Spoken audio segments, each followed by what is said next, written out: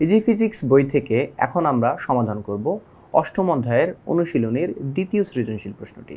তোমরা যারা এখনও ইজি ফিজিক্স বইটি সংগ্রহ করোনি দ্রুত সংগ্রহ করে নাও। তো চলো আমরা প্রশ্নে চলে আসি।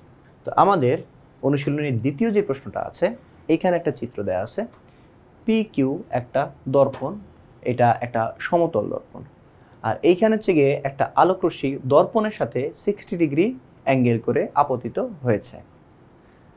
এখন হচ্ছে গিয়ে আমাকে ক নাম্বার প্রশ্নে জিজ্ঞেস করছে যে প্রতিবিম্ব কাকে বলে। প্রতিবিম্ব কাকে বলে? তো কোনো বিন্দু থেকে নিঃসৃত আলোকরশ্মিগুচ্ছ প্রতিফলিত বা প্রতিসরিত হওয়ার পর বা হয়ে যদি দ্বিতীয় কোনো বিন্দুতে মিলিত হয় অথবা দ্বিতীয় কোনো বিন্দু থেকে অপসৃত হচ্ছে বলে মনে হয়, অপসৃত মানে হচ্ছে বের হওয়া, তো অপসৃত হচ্ছে বলে মনে হয় বা বের হয়ে আসতেছে বলে মনে হয়, তাহলে সেই দ্বিতীয় বিন্দুটাকে, মানে যে বিন্দুতে মিলিত হবে অথবা যে বিন্দু থেকে বের হয়ে আসতেছে বলে মনে হবে, ওই বিন্দুটাকে প্রথম বিন্দুর প্রতিবিম্ব বলা হবে। প্রথম বিন্দুর প্রতিবিম্ব বলা হবে। দ্বিতীয় প্রশ্ন, দর্পণে লম্বভাবে আপতিত রশ্মি একই পথে ফেরত আসে কেন? তো দর্পণে লম্বভাবে আপতিত রশ্মি একই পথে ফেরত আসে কেন? কারণ প্রতিফলনের নিয়ম অনুসারে আপাতন কোণ এবং প্রতিফলন কোণ এই দুটা সমান হয়। এখন দর্পণে লম্বভাবে আপতিত রশ্মির আপাতন কোণ শূন্য, তাহলে আপাতন কোণ যদি শূন্য হয় তাহলে প্রতিফলন কোণ শূন্য হতে হবে। তো প্রতিফলন কোণ যখন শূন্য হবে তখন প্রতিফলিত রশ্মি একই পথে উৎসের কাছে ফেরত যাবে। ব্যাপারটা হচ্ছে কি, তোমাদের একটু আমি এখানে হচ্ছে কি বুঝাই দিই। মনে করো তোমার কাছে একটা দর্পণ আছে, এই হচ্ছে গিয়ে একটা দর্পণ, ওকে, একটা সমতল দর্পণ। এখন তুমি যদি হচ্ছে গিয়ে একটা আলোকরশ্মি যদি হচ্ছে গিয়ে এইভাবে, আচ্ছা সমান্তরাল আছে না ফেলা, তো এইটা মনে করছে অভিলম্ব। এটা কি? এটা হচ্ছে গিয়ে অভিলম্ব, ওকে, এটা হচ্ছে গিয়ে অভিলম্ব। এখন যদি কোনো আলোকরশ্মি এসে আপতিত হয়, এইভাবে এসে আপতিত হইল, হ্যাঁ, এই যে এইভাবে এসে আপতিত হয়েছে, এটা আপতিত রশ্মি, এটা অভিলম্ব। এখন আপতিত রশ্মি অভিলম্বের সাথে যেই অ্যাঙ্গেলটা তৈরি করবে ওই অ্যাঙ্গেলটা হচ্ছে গিয়ে আপাতন কোণ, ওকে। এখন এটা মনে করা হচ্ছে গিয়ে লেটস সে 20 ডিগ্রি। তো 20 ডিগ্রি কোণে যদি আপতিত হয় তাহলে সেটা 20 ডিগ্রি কোণে, মানে এই পাশে কত, অভিলম্বের সাথে 20 ডিগ্রি অ্যাঙ্গেল করে সে প্রতিফলিত হয়ে চলে যাবে বা ফেরত চলে যাবে। কিন্তু যদি এরকম হয় যে আলোকরশ্মিটা সোজা পড়ছে, এভাবে বাঁকা না করে সোজা পড়ছে, আচ্ছা পুরোটাই মুছে দিয়ে আবার আঁকে। যদি এরকম হয় যে এইটা হচ্ছে কি তোমার দর্পণ, এটা হচ্ছে কি তোমার দর্পণ, ওকে, আর এইটা হচ্ছে কি আমাদের অভিলম্ব, এটা হচ্ছে কি আমাদের অভিলম্ব। এখন কোনো আলোকরশ্মি লম্বভাবে যদি সে পড়ে, মানে হচ্ছে কি লম্বভাবে যদি সে পড়ে, তার মানে কি এরকম সোজা পড়বে, তাহলে হচ্ছে গিয়ে এরকম সোজা হচ্ছে কি পড়লো, এরকম সোজাভাবে হচ্ছে পড়ছে। তাহলে দেখো কালো যেই অভিলম্বটা ছিল সেখানে লাল কালার যে আলোকরশ্মিটা, এটা সে কি করছে, একবারে বরাবর হচ্ছে কি পড়ছে, তাই না, একবারে সমান্তরাল হচ্ছে পড়ছে। তো যদি এরকম বরাবর যদি হচ্ছে কি পড়ে, তাহলে অভিলম্বের সাথে কোনো কোণ তৈরি হয়েছে? অভিলম্বের সাথে কোনো কোণ তৈরি হয় নাই। তুমি যদি এইভাবে কনফিউশন লাগে তাহলে আমরা একটু হচ্ছে অন্যভাবেও আঁকতে পারি। মনে করো হচ্ছে কি এরকম, এটা হচ্ছে কি আমাদের দর্পণ ছিল, এটা আমাদের দর্পণ, এটা হচ্ছে কি আমাদের অভিলম্ব, এই আমাদের অভিলম্ব। এখন হচ্ছে গিয়ে আলোকরশ্মি মনে করো লম্বভাবে একটু সাইডেই পড়ছে, হ্যাঁ, এর বরাবর পড়ে, লম্বভাবে একটু সাইডেই পড়ছে, ওকে। আচ্ছা, তো এখন হচ্ছে গিয়ে দেখো অভিলম্বের সাথে কোনো অ্যাঙ্গেল কি তৈরি হয়েছে? হয় নাই। তাহলে অভিলম্বের সাথে কোনো অ্যাঙ্গেল যদি তৈরি না হয় তাহলে হচ্ছে গিয়ে আমাদের আপাতন কোণটা হচ্ছে কত? আপাতন কোণ 0। এখন আমরা জানি আপাতন কোণ যত হবে প্রতিফলন কোণও তত হবে। তো এখন আপাতন কোণ যেহেতু হচ্ছে গিয়ে আমাদের কত, আপাতন কোণ যেহেতু হচ্ছে আমাদের 0, তাহলে প্রতিফলন কোণটাও কত হবে? 0। তাহলে আপাতন কোণ 0 হওয়ার কারণে তো এটা লম্বভাবে আসছে, তাহলে প্রতিফলন কোণও যদি 0 হয় তাহলে এইখান থেকে হচ্ছে কি একইভাবে ফেরত যাবে না, তো এই ক্ষেত্রে কত 0 ডিগ্রি তৈরি হয়েছে, তার মানে আর হচ্ছে কত 0। তো এই জন্য হচ্ছে গিয়ে লম্বভাবে যদি ফেলি তখন আপাতন কোণ 0 হয়, আর আপাতন কোণ 0 হলে প্রতিফলন কোণও 0 হয়, আর প্রতিফলন কোণ 0 হলেই সেটা কি লম্বভাবে ফেরত যাবে। এই জন্য যেই পথে আসছে সেই পথেই ফেরত যাবে। এই জন্য হচ্ছে গিয়ে যে দর্পণে লম্বভাবে আপতিত রশ্মি একই পথে ফেরত আসে, দর্পণে লম্বভাবে আপতিত রশ্মি একই পথে ফেরত আসে। এরপরের প্রশ্ন গ এবং ঘটায়। গতে কি বলছে যে চিত্রের আলোকে প্রতিফলন কোণের মান নির্ণয় করো, প্রতিফলন কোণের মান নির্ণয় করো। আচ্ছা, এখানে আমরা চিত্রটা একটু বড় করে দিই। আচ্ছা, তো এখানে হচ্ছে খেয়াল করো প্রতিফলন কোণের মান যখন হচ্ছে আমরা নির্ণয় করতে যাব তখন একটা জিনিস হচ্ছে খেয়াল করো এখানে যে আমাদের এটা হচ্ছে কি দর্পণ, এই হচ্ছে কি আলোকরশ্মিটা এসে এখানে পড়ছে। আলোকরশ্মি এসে যেই বিন্দুতে পড়ে ওই বিন্দু থেকে একটা লম্ব টানতে হয়, ঠিক আছে? তাহলে ওইটা হয় অভিলম্ব। এই যে সবুজ কালারের যেই ইয়ারা দেখতে পাইতেছো, রেখাটা দেখতে পাইতেছো, এটা হচ্ছে কি আমাদের অভিলম্ব। ওকে, তো এখন আমাদের অভিলম্বের সাথে যেই অ্যাঙ্গেলটা তৈরি হয়, অভিলম্বের সাথে আপতিত রশ্মি, এটা তো আপতিত রশ্মি, অভিলম্বের সাথে আপতিত রশ্মি যে কোণ তৈরি করে সেই কোণটা হচ্ছে গিয়ে আমাদের আপাতন কোণ। ওকে, তাহলে এখন একটু হচ্ছে খেয়াল করো যে এই জায়গায় যে আমাদের আপাতন কোণটা হচ্ছে গিয়ে কত, আমাদের আপাতন কোণটা এই যে দেখো, আমি এটাকে যদি নাম দিই, এটার নাম দিলাম লেটস সে এন, তাহলে কিউ আর এটাকে ও বিন্দু দিলাম, তাহলে কিউ ও এন, এটা পুরোটা হচ্ছে কত হয়েছে, 90 ডিগ্রি হয়েছে না, এই যে লম্ব। ওকে, এটা তো হচ্ছে গিয়ে কী করছিলাম আমরা, পি কিউর উপর লম্ব টানছি। সো লম্ব টানলে হচ্ছে কি এই অ্যাঙ্গেলটা হচ্ছে কত, এই ও এন এর সাথে পি কিউর অ্যাঙ্গেলটা কত আসবে, 90 ডিগ্রি। তার মানে এই পুরা কোণটা হচ্ছে কত, 90। তো 90-র মধ্যে এটুকু কোণ কত, 60, তাহলে এই কোণটা কত আসবে, 90 - 60, অর্থাৎ আমাদের আই কত আসে, আই হচ্ছে গিয়ে 90 - 60, বা আই যেগুলো কত আসতেছে কি 30। তার মানে এই অ্যাঙ্গেলটা এটা হচ্ছে কত, 30 ডিগ্রি। আমাদের যে এই অ্যাঙ্গেলটা এটা হচ্ছে কত, এটা হচ্ছে গিয়ে 30 ডিগ্রি, এই অ্যাঙ্গেলটা 30 ডিগ্রি, অ্যাঙ্গেলটা 30 ডিগ্রি হচ্ছে কত, 30। তো আপাতন কোণ যত হয় প্রতিফলন কোণ কি ততই হবে। এটা এভাবে আসার পরে, এটা এভাবে আসছে, আসার পরে কি করবে সে, এটা এভাবেই ফেরত চলে যাবে, যে এভাবে আসছে এভাবে ফেরত চলে যাবে। এখন এই ফেরত যাবে যে রশ্মিটা, এটা কি প্রতিফলিত রশ্মি। এখন প্রতিফলিত রশ্মিটা অভিলম্বের সাথে যেই কোণ তৈরি করবে, অভিলম্বের সাথে যে কোণ তৈরি করবে সেটা কি আমাদের প্রতিফলন কোণ, সেটা কি প্রতিফলন কোণ।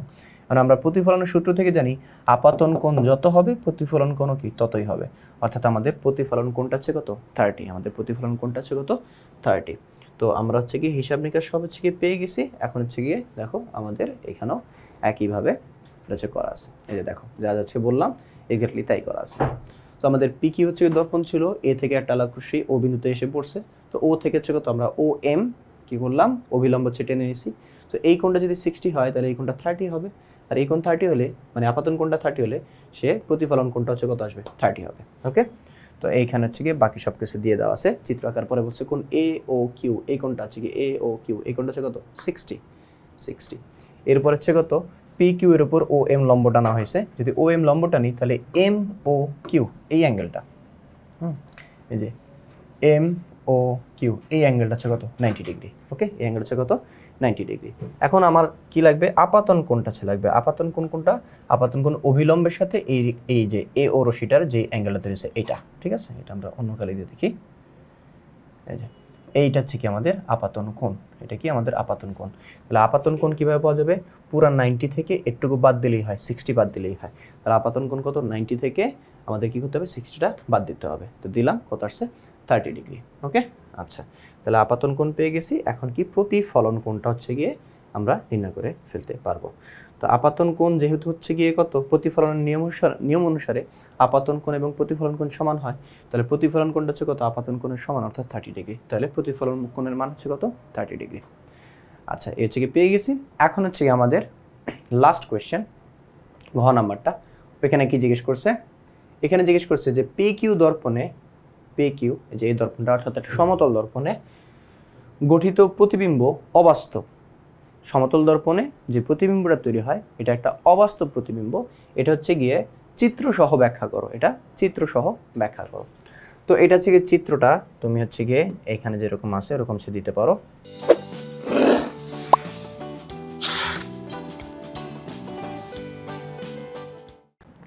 এখানে কি করা হয়েছে, এখানে যে কাজটা হচ্ছে করা হয়েছে যে প্রথমে একটা বিন্দু নেওয়া হয়েছে,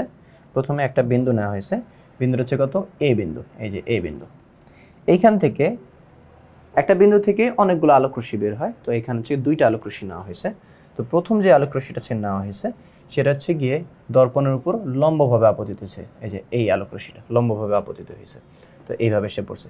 এখন আমরা জানি যে কোনো আলোকরশ্মি যদি লম্বভাবে আপতিত হয় সমতল দর্পণে তাহলে সেটা বিপরীত দিকে একই পথে ফেরত চলে যায়। ওকে, দ্বিতীয় যে আলোকরশ্মিটা এইটা হচ্ছে গিয়ে একটু অ্যাঙ্গেল করে চেয়ে নেওয়া হয়েছে। ওকে, তো মনে করা হচ্ছে গিয়ে এইভাবে চেয়ে নেওয়া হয়েছে, এভাবে চেয়ে নেওয়া হলো। তো এভাবে চেয়ে নেওয়ার পরে ও মনে করো হচ্ছে গিয়ে এখানে এগুলো না দিলেও চলতো, এগুলো হচ্ছে গিয়ে ভ্যালুগুলো তোমরা না দিলেও হয়। আচ্ছা দেখো, তো যেভাবে হচ্ছে আপতিত হয়েছে সেইভাবে কি করবে, প্রতিফলিত হয়ে চলে যাবে। তো এটা হচ্ছে কত আপতন কোণ, আপতিত রশ্মি, এটা প্রতিফলিত রশ্মি, আর এটা কি, এটা হচ্ছে কি আমাদের অভিলম্ব।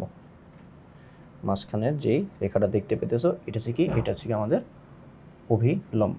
ওকে, তাহলে অভিলম্বের সাথে এইখানে যত অ্যাঙ্গেল তৈরি করবে এই পাশে হচ্ছে গিয়ে কত আমাদের প্রতিফলিত রশ্মিটা অভিলম্বের সাথে একই অ্যাঙ্গেল তৈরি করবে। এটাকে আই কোণ ধরতে পারো, আর এটাকে হচ্ছে কত আর কোণ ধরতে পারো।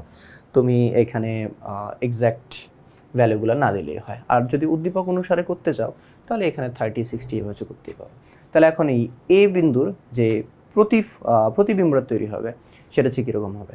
দেখো প্রতিবিম্ব কিভাবে তৈরি হয়, প্রতিবিম্ব তৈরি হয় প্রতিফলিত রশ্মিগুলো যদি পরস্পরের সাথে মিলিত হয়। তাহলে দেখো এই যে এইটা হচ্ছে আমার একটা প্রতিফলিত রশ্মি, আর এটা কি একটা প্রতিফলিত রশ্মি। তাহলে এই দুইটা প্রতিফলিত রশ্মি হচ্ছে কত এইভাবে এদিকে চলে আসবে। তাহলে প্রতিফলিত রশ্মিগুলো পরস্পরের সাথে মিলার কোনো চান্স নাই। তো যদি হচ্ছে কি নিজেদের মধ্যে ছেদ না করে তাহলে যেই কাজটা সে করতে হয়, আলোক রশ্মিগুলো যেই বরাবর প্রতিফলিত হয়েছে ওই বরাবর এদেরকে বর্ধিত করে দিতে হয়। তাহলে এইটা হচ্ছে কত এইভাবে সে এই বরাবর সোজা প্রতিফলিত হয়ে গেছে, তাহলে এটাকে এরকম পিছনের দিকে বর্ধিত করলাম।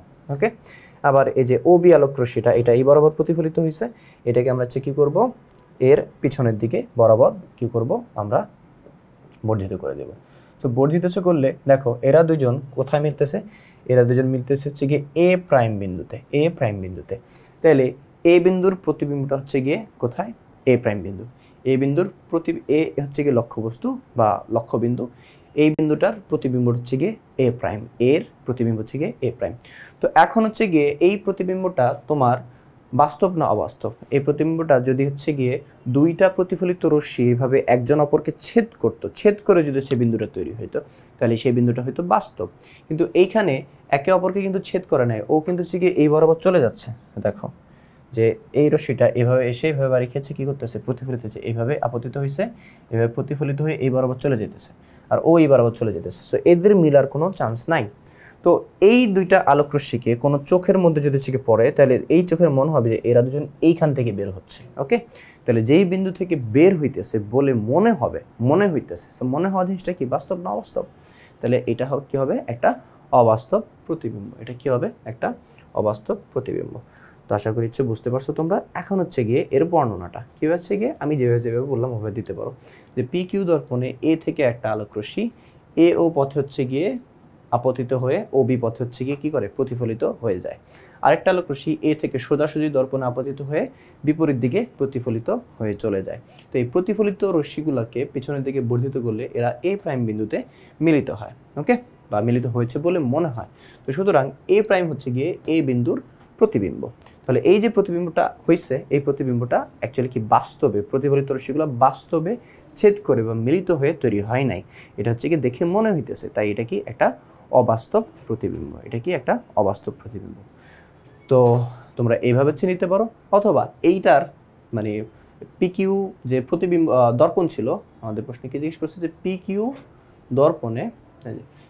দর্পণে গঠিত প্রতিবিম্ব অবাস্তব। হ্যাঁ, এটা হচ্ছে কি তোমরা আগে যে সৃজনশীলটা হচ্ছে করছো ওইটা এইভাবে হচ্ছে কি একে এভাবে একে তারপর হচ্ছে কি তোমরা বলতে পারো এটা অবাস্তব। সো চাইলে তুমি এভাবে আঁকতে পারো, অথবা এখানে আমাদের বইতে যেভাবে দেওয়া আছে তুমি এইভাবে আঁকতে পারো।